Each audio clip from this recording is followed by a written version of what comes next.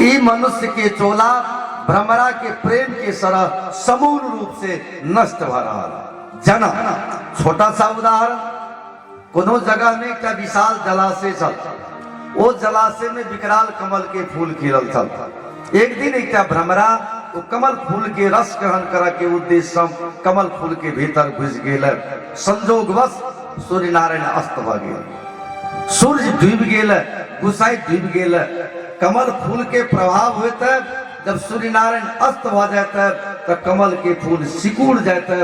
वो भ्रमरा कमल फूल के रस ग्रहण करा में कमल फूल के भीतर पड़ गए। जबकि भ्रमरा के पास ही सामर्थ्य होते जे सखुआ के काट के छिद्र क्या कर निकल सके थे, सखुआ के काट के छिद्र क्या सके थे। मुदा अंग्रेजी के विद्वान लिखल कि लव इज ब्लाइंड, प्रेम अंधा।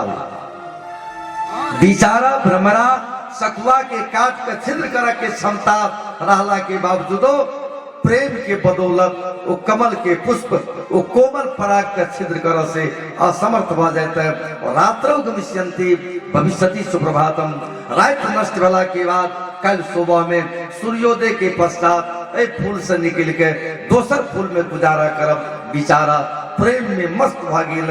तत्काल निशा रात्रि के समय में विकराल हाथी अब जाते और एक एक कमल के फूल तोड़ के ग्रहण करने प्रारंभ करे थे। भ्रमरा तैयो वाद्य प्रहल रात्रो गमिष्यन्ति भविष्यति सुप्रभातम।